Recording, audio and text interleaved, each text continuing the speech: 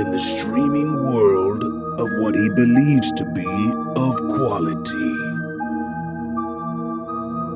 But there is, unseen by most, an episodic horror-based TV show. A show that still holds up. A show called Tales from the Dark Side.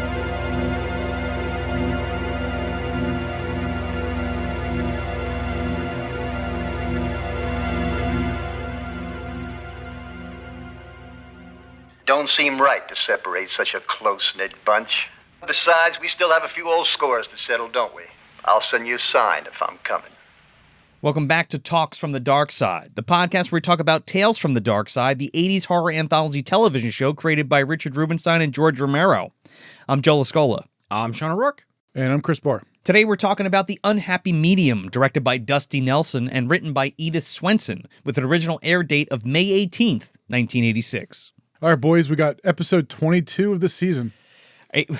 That's crazy to hear. Yeah, I mean, we're trucking, man. We're almost there. Stretch. Home stretch indeed. The fact that was the opener and not a good one-liner, it might be indicative of the episode we're about to talk about. It's like, hey, we're here.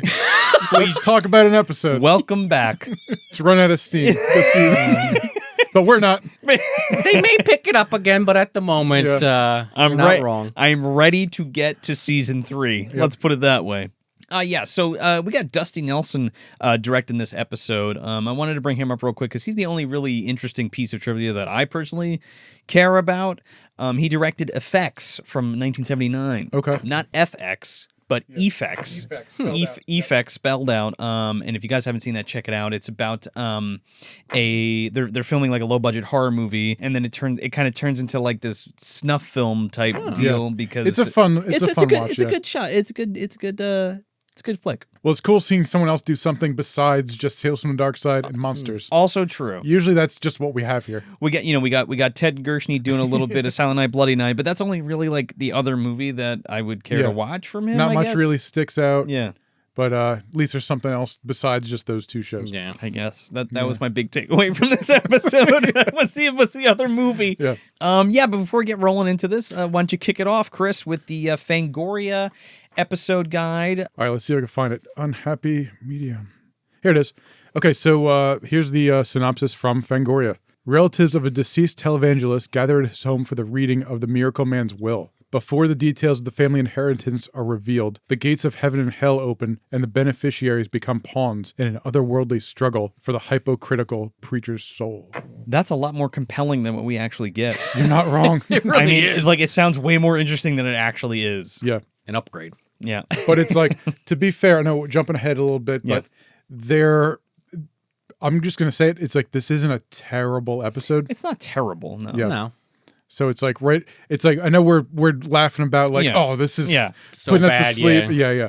We'll get into it, of course, but there's things that I really appreciate here. There's some cool stuff. I mean, I do put this up like near Gin No Chaser, though. Oh, yeah. For me, in terms of like the overall arcing. Okay. I mean, there are worse episodes later in the series, but this one, especially at the end, it's kind of a bummer because it's like, oh, we're coming to the end here, and it's like, oh shit. Yeah.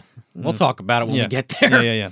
So we have this family sitting around this TV, and they're watching their uncle and his sister, just to get your feet wet with what's going on and who these people are. It's also not incredibly clear initially until you actually see the people on the couch and the people on the TV that they're watching something pre-recorded, because it's like this gospel thing, this preacher going on about, oh, praise Jesus! Yeah, you don't know if they're watching like an episode of his recording or like it's live, live broadcast or something like that. It's Farley Bright, and he's a televangelist, and you do see like the sister on there, and he's like doing, oh, the Lord, the power compels, and are you cured for Jesus? Give us your money. Yeah. Sister Carolyn. Yeah, Sister Caroline. So they're like, wow, wasn't that great? And they turn it off, and they're like, I can't believe Uncle Farley's dead. Can you believe it?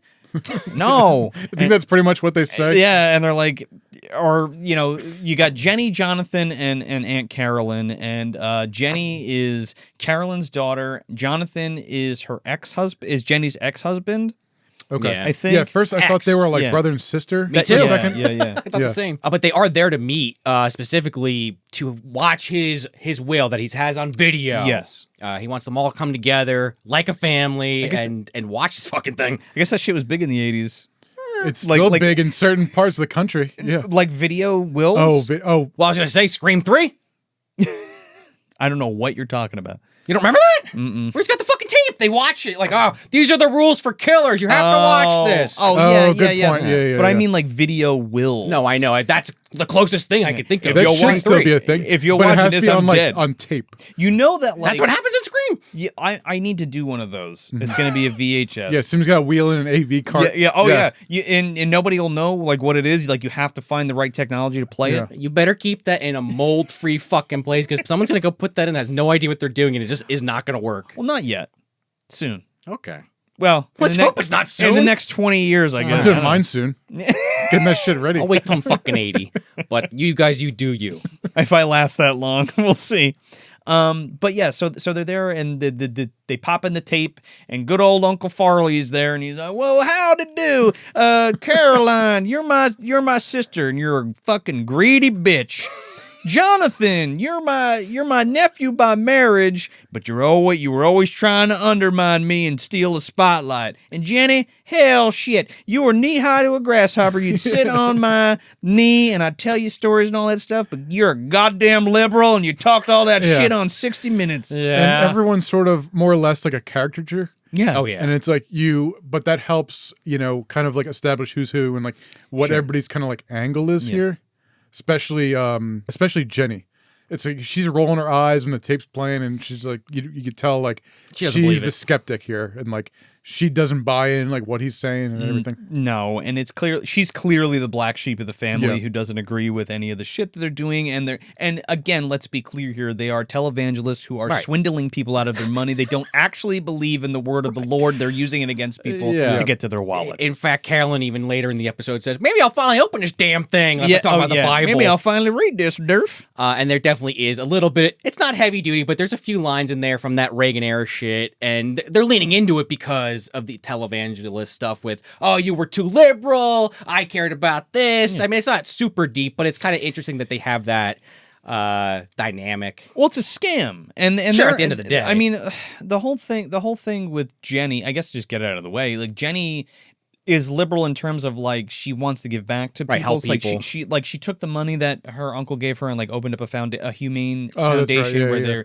yeah. they'd give food to Clothe the homeless people. or like people that needed it or clothed or, Yeah. or whatever, like a Habitat for Humanity type thing. But there's also like this weird thing where, well, she did that and she was selfish and she didn't care about us. It's like, she's helping the homeless? She's No, what? well, that's the thing. They're all driven by money and power, and they're like, "You just gave all that Yeah. shit away to those people. Why I didn't didn't you even keep look it?" at it like that. I just saw like as she explaining like what Sure. she did. It's just like, oh yeah, she just didn't feed into the Yeah. They're the bullshit. I mean, pre-triangle. I've read a lot about this stuff, so that's maybe why I'm making those connections. Maybe I am overthinking it. I just think this was made in 1986. There is a little bit of that there. It quickly doesn't matter. There's more to the episode than that. I just thought it was interesting. yeah. The caveat too there is that while she has good intentions, she still took the money from the Yeah, exactly, well, right. yeah. the blood money. Yeah, if she's you still will. she's calling him a Yeah. hypocrite, but still you're still You wouldn't be where you you're are. still profiting the Right. same way you did. Pot Exactly. calling the kettle Yeah, black, yeah. exactly. And she's going to benefit from it at some point. And that's the whole thing. So instead of being like, well, you get this and you get this, he's like, I'll be dead soon. And if you're watching this, I'm dead. But you'll hear from me from beyond the grave. See you later. And the fucking VHS just stops. Yeah. But then you get like lights flickering and The the tape pops Cuckoo out. clock. yeah, the tape pops out, the cuckoo clock goes off, and they're like, what do you mean? That's it? And Caroline starts freaking out. She's like, where's the money? Yeah, Where's the everybody money? wanted money. That's the only reason they were there. Yeah. And she's like, there's got to be a safe around here. And she's like pulling paintings off the walls, looking Also, for this they're safe. like they're not trapped. They're just like they're at the stay in the room until the will is discovered. I think she says. Well, they have no choice but to stay in the room because they don't know where the will is. Right. So they're kind of tearing it apart. But as they're tearing, as Carolyn's tearing apart the room, you kind of get more character development in here and like why Jenny had broken up with Johnathan and how they've kind of separated from each other because Johnathan, all he cared about was, taking over the televangelist company and the church. What is it called? The Church of the Bright Tomorrow. I Yeah, think? Church of the Bride Tomorrow. which sounds, again, mentioned Fallout for the second time in the last few episodes. Makes me think of Fallout 1 specifically. I think it was the Church of Radiation or some shit, Followers of the Apocalypse, something in that vein. And then what was the one in New Vegas? That might have been what I'm thinking of. Like Jason Bright. Oh, yeah. Oh, my God, yeah. With the rocket ship. It's like, we're going to Great Salvation Beyond. And that whole thing. You can totally just launch that rocket into the Mojave if you don't have a high enough science skill. But yeah, exactly. So they're all kind of bickering, and again, like I said, like you get more exposition between Jenny and Johnathan and who they are, and you finally kind of learn that like they were like together. They're not brother and sister, which is kind of how it opens. And you feel like it is. And they just didn't see the same viewpoint. And she's a dirty liberal, and he's a scumbag conservative, and that's kind of like the extent of their banter. Yeah. But when they mentioned the money that she had and she spent, then all of a sudden Carolyn's like, oh, money? What do you mean you had money? What are you talking about, money? You guys are holding out on me over there, blah, blah, blah. So they're at each other's throats, and all of a sudden, Jenny just like... Dude, she's orgasming. She's just like... Yeah, there's like, you got like red and blue lights. There's red and blue, like hard red and blues on her. Which I do actually like the red and blue, because the logo, the stained glass logo they constantly show in the background is one side's red, one side's blue with the hands in the middle, so they really lean into that. Yeah, kick up that goblin, dude. Yeah. I was waiting for it, honestly. Yeah, no, but like so in this episode specifically, I guess the blue and the red are to signify heaven and hell, and how it's half and half. It's you're giving them a lot of credit. It's very that is what it is. No, though. that's what it is, dude. It's very hand-fisted. Okay. Granted, heaven in this is just like a bunch of children laughing, but okay, I guess maybe that could be heaven to somebody. Question mark. And Jenny's possessed by the ghost of Farley, and he's like, well, how'd it do? Guess what? The devil doesn't want me, and heaven doesn't want me, and the devil can't. Hell won't take me. Yeah, hell won't take me. That's what it is, because he's like still like deep in the faith. But like he's full of shit though. But at the he's same full time. of shit, and I'm like, why wouldn't the devil want your ass? Yeah, it's already starting to get a little muddy here. Yeah. You're like, all right, get this guy speaking through his niece. I think he contradicts himself later. He might just be lying initially. His whole angle here is that he's trapped in limbo. Yeah. Okay? And he's not going to heaven, he's not going to hell, and he's going to stay on this earth, and he's not giving anybody anything. Nobody gets anything, because he's dead, but he still has an angle. Just because he's dead, he's going to speak through Jenny, and she's going to serve as his mouthpiece, and he's going to command the whole Church of the Faith, or whatever the fuck it's called, as her. Yeah, like speaking through that's her. his big master plan. The unhappy medium TM, yeah. It's almost like he specifically picked her because, like you guys said, she embarrassed him on TV, called him a scam artist, and he's like, well, this is your comeuppance for some reason. She might be most susceptible to him. Yeah, maybe, because she doesn't believe. Yeah. But like even he has the strongest connection with her. Well, that is true. He talks about that. But even like Johnathan tries to like butter him up a little, and he's like, Johnathan, the cameras aren't running. Shut up. Oh yeah, because he's like, I want to do right by this and be the leader of the church now. Oh, that's right. Yeah, he's like, shut up. Yeah, it's like, I think he goes after her because like she's the skeptical one, and she is like, doesn't really have like as much faith as everyone else does. No. It's like an Exorcist. It's like she's going after like the weakest link. No, that totally makes sense, and that's kind of how I read it. For the second time this season. Yeah, right. So they're like, well, that was weird. Let's get the hell out of here. So Carolyn runs for the door and opens it, and it's literal hell. I thought it was Saturn. I don't know. It could have been Saturn. There could have been a sandworm, but I'm telling you, she saw Gidget Hackles crawling around in front of Ed French, picking up dollar bills. Then she opens the other door, she sees those laughing clowns or whatever with the blue light It's hitting like her. a blue light hitting her, and it's like, what is that? I kind of love, though, she's like shell-shocked from literally seeing heaven and hell. She's like stuck there, standing, her hair's all blown out. She's like, I've seen both sides. It's like making contact, and the dummy's on the other side over there. It's all like, weird. Yeah, it's weird, and they're like... And you hear like not even harps, it's like a twinkling That's sound. what I'm saying. It's bizarre. I wonder if that's a case if they had to change a sound effect for the re-release. I know we haven't talked about that in a while. I doubt it, but I'm just wondering why it's not a white light. Well, because they want to do the blue and red thing, and I it's guess like maybe torn down. It's got to be. It's got to like, be. oh, that. white and red doesn't look good, so let's make so it, we're gonna do red Literally. and blue. And there you go, anaglyphic, baby. Right, because then they want to keep doing the red and blue light shit. And now he's torn and he's in between. Got it. We get it. It's Literally. limbo. The fucking thing. The room is now limbo. I mean, they literally pull a curtain back and there's just like fog. They're like, everything's gone. Yeah, they're riding the night train with everybody from the last car. Yeah, and then listen to Mandrake while this is all happening. Ma'am, shut your mouth. You're a greedy bitch. and you're taking from all the people. I gotta pay for it. Also, when she's possessed, by the way, Carolyn makes a comment like, you never gave a will. There's no will. And he starts laughing. He's like, Will, open up a Bible. He's like, you gotta read the Bible, a derf. And then he blinks out of existence again. Oh, and then he has his catchphrase. Oh, yeah. Ain't it wondrous? Ain't it wondrous? That comes up a couple times, and it's like that's his little catchphrase. But I specifically want to mention that because then she's like, oh, wait. And she literally goes to the Bible and the fucking will is in there. Yeah. It's like Roger Rabbit again. I found a nice clean piece of paper and he wrote all over it with lipstick. It's fucking Marvin Acme's will. Anyway, so she opens it up and she reads it and she's like, I get $15,000. Johnathan gets the actual church and he's going to be the new leader, and then Jenny gets everything else, which I'm sure is worth a lot of money. Yeah, they say they even make like a note of like how big the estate is. Yeah, and it's like how much money he actually had. And Carolyn is pissed. She's like, "You guys got everything. I only got $15,000." Well, she also gets that 15%, even though it doesn't mean anything now. Yeah. 50% of nothing, is nothing.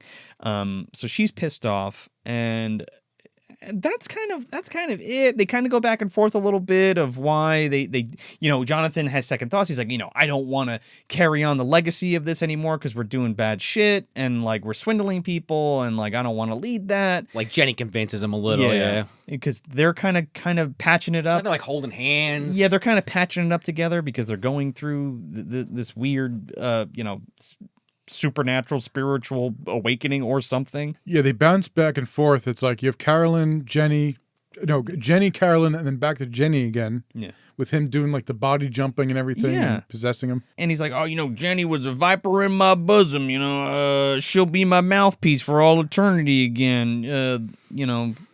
That's it. But she also, before that, she's like, the next time he possesses me, I'm just going to fucking end this. Like, we can't just be stuck in here forever. And like, Carolyn's like, no, you're not. Shut up. And then she gets possessed, and you see her kind of like fighting, and Farley's like, no, Jenny, no. And she's like moving towards the door. And I'm like, her plan is to like deliver him to the devil. Yeah, but because he says that. He's like, the devil's after me. Yeah, that's what it is. Yeah, There's the devil's on my heels or some shit. I was going to say there is some like throwaway line where she kind of puts it together and she's like, okay, next time he's in me, I'm going to give him to the devil. Sure. Phrasing.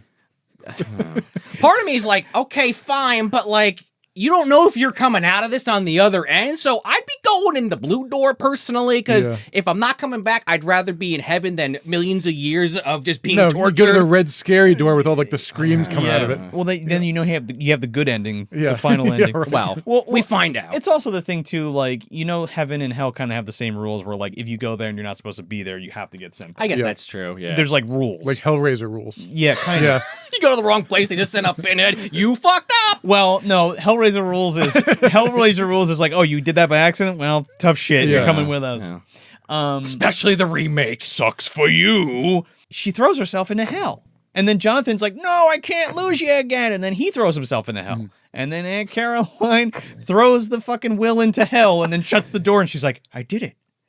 I have everything now. I'm all good to go. So she takes a nap on the couch until morning. And the sun comes out. And you're like, where is this going? Yeah, she somehow survived this, I guess. And then again, they love this effect. They like blink into existence, but it's like stutters. This is weird. There's like a little bit of, what is it, like radio static, and then like just a little bit of like, it sounds like a radio. It's like, that's when Jerry Lewis went off air. Yeah, it's Mandrake. Jerry's like, you're not supposed to be in this timeline. Yeah, it's pretty weird. But like right before this, with all the lights and all like the weird like effects going, it's like this is the part of the episode I like. It's kind of cool. It's like there's some neat. It's like you get that atmosphere back, and it's like that's my favorite part of the show is when it gets that weird low budget atmosphere, and they have a little bit of mood here. Sure. That a lot of episodes like we don't get enough, but it's like when we do, it's like it feels special. 100%. Like, even when you have a weaker episode, like we have here, it's like there's a redeeming moment for me, just personally. It's like I like when it gets into the weird special effects and totally. When they break out the fog machine and, and the fans, it's like, all right, cool. And the in-camera shit is cool with me. And lest we forget, when they do pop back into reality or whatever this is, they're like singed. Like they've been through hell. The papers even like has blackened all over it. They're covered it's like Winona Ryder covered in at the end of, Heathers. Yeah, Heathers. Yeah. Go to hell. Christian Slater's down there, yeah. Been there. Yeah, and they're basically just like, we're back and everything's good. They passed the test, I guess, because then they just fucking walk out. No sandworms, no hell, no heaven, just, well, okay, see you later, Annie. And then she says, ain't it wondrous? She basically throws the will at her, just like, fuck you, Mom. Ain't it wondrous? And they just walk out together. It's weird, and then the episode just kind of ends. Well, Sister Carolyn, she's now in charge. She's going to get all the money now. She doesn't just get $15K. Well, she's got what she wanted, I guess. Either way. But, and then Jenny and Johnathan live happily ever after. I don't know if you were referring to this earlier in the episode, but we have to mention the worst fucking ending of the episodes so far, where it's just like, okay, she actually did the wrong thing, and Farley starts laughing, and then she gets hit with a red light, but I guess they didn't, have the camera on long enough, because it's just this horrible zoom in on her face with this terrible freeze frame that's, pixelated like nobody's business, and she's just like, yeah, there's knocking on the. He's knocking on the door. And he's like, "Oh, Caroline, ain't it wondrous?" I just don't know about that freeze frame. Maybe I got to go back and look at some of the old ones, but that was pretty bad. Well, the light comes on and then it holds. That looks bad. I mean, that's the least of my problems with this episode. But yeah, what is the opposite of the cherry on top, Joe?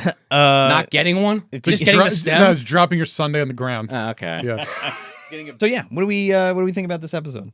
It's fine. I don't hate this episode. It's not very good. I don't know if I'd go so far as skipping it. Actually, I probably would skip it, but it's still it's okay. I don't know what else to really say on this one. I kind of like when they poke fun at these televangelists, because I always just find that kind of stuff just kind of crazy, just for me personally, but I won't go too deep down that rabbit hole here. But also just the element of he's coming back from being dead and channeling into this girl is kind of interesting too. And the lighting. Those three things are about all I can really say that I like about this episode. I do like when they come back in Singe. That is kind of cool, even if the effect is very cheap. I mean, look at the show. Yeah. No, sure. Some episodes have more money than others, for sure. You're not wrong at all. They spent their money on the lighting, I suppose. Unless it went up somebody's nose. That's also possible. This was the 80s. But just to finish my final thought, it's fine. I know I said that a few times, but not that memorable. Again, the lighting's the most memorable part to me. And that this guy is the most stereotypical bad televangelist from every TV show ever. It's just a trope I feel like you see in a lot of things. And it's just not done great here. The character I think is done well, but the actual rest of it isn't. I like Chris Sarandon better. I do too. I like even the fucking... playing the fucking electric guitar. I'll take goddamn Brother Love for God's sake. That goddamn laser. goddamn laser. Or the snake guy from X-Files. But yeah, it's just fine. Probably would skip it on a rewatch. Unless I was just didn't feel like getting up and grabbing the remote. Then I'd be like, all right, it's fine. Yeah, so I think it's it starts off very slow. And my instinct here is to just skip it. Not outright, if I don't know what's coming, obviously, but it starts off very slow and the location isn't very interesting. People in a room talking. Yeah. It's we've seen it done. We've seen it done, and we've seen it done well. And we've seen really well. One person in a room talking. That works with Devil's Advocate and everything. And even these smokers. That was a big glass smoke. Yeah. So it's this one just right off the bat. I think it starts off really slow, but like I said before, I like all the atmosphere when it kicks in and we get that nice little mood and everything. So that redeems it for me. But I wouldn't put this any higher than a lot of these bottom of the barrel episodes. It's I don't think it's that bad. It's just not very good. That's I think what I feel like too. It's not the worst episode ever. It's just I'm good. Yeah. It's I wouldn't put it any higher than average. It's just sort of, but it's again, I know we're, kind of beating up this episode, going through it, but it's just we've seen stuff like this done better in other episodes. But this one isn't totally irredeemable, I think. No, and I'll agree that it's not terrible. I can watch this and be like, this is fine. Yeah. I'm not watching it oh fuck, I hate this episode. But I will skip it, but it's not it's not like Gin No Chaser tier where it's just annoying. Yeah. Right. It's just not particularly great. It's not executed well, is what I want to say. Yeah, it's not annoying, but it's also not very interesting. No, and again, you guys were saying, there's other episodes that have done it better.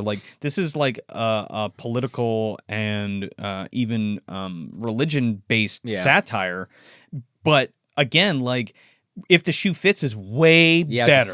Bow Gums definitely The bow takes gum, the bow gum stuff. Yeah, but the way that it's the way that it's handled, Yes. and the way that it's portrayed, and how they kind of shape stuff, and like have him like be a clown with the clown shoes and all that stuff, and you think he's the bellhop and everything, right? And you think he's like having the DTs because of his alcoholism and stuff like that, and all these crossing things, which is pretty great. But this one's very like so cut and dry. There's nothing left of the imagination. It's very hand-fisted, and I think that's what I don't like about this. It's so like, you're a liberal, you're a conservative, religion's bullshit. Yeah. This is you're a bad person because you steal money. Well, you're a bad person because you give it away, and it's like doesn't actually say anything. It's the unhappy medium for me. Yeah. Literally, they chose ham-fisted, and things are just kind of thrown at you. It's just kind of like, all right. And again, like, I do like the lighting. It's cool. I'm always a fan of the colored lighting and stuff. It has more of a what's the word I'm looking for? The symbolism with the blue and the red for heaven and hell. They don't really explore that as much as I'd like to, and we don't really get much more of Farley. Every time he shows up, he's just like, "Ha ha, gotcha, bitch! Ain't it wondrous? Ain't it wondrous?" And it's like he's not. All he's doing is perpetuating his life through Jenny? ? Maybe there's never any like good conversation coming from him. Yeah. And also then his will is just the polar opposite of what he says to them, which maybe is like part of his game. Yeah. But yeah, it is kind of confusing. It's a cool idea. I think they didn't go far enough with it. And it feels like it was rushed. That's what it feels like. It does. It feels like this is one of those episodes that didn't really get a lot of attention. Yeah. It was just there to fill out the episode list. Yeah. And like the number of episodes. We need something in this slot. But they this got is Connie. like content over, quality. Yeah, but they got Connie Stevens for this episode, and maybe they thought that was enough to ride on Connie Stevens. Right. But like, because she's like if you guys don't know who Connie Stevens is, she's a singer and she's an actress.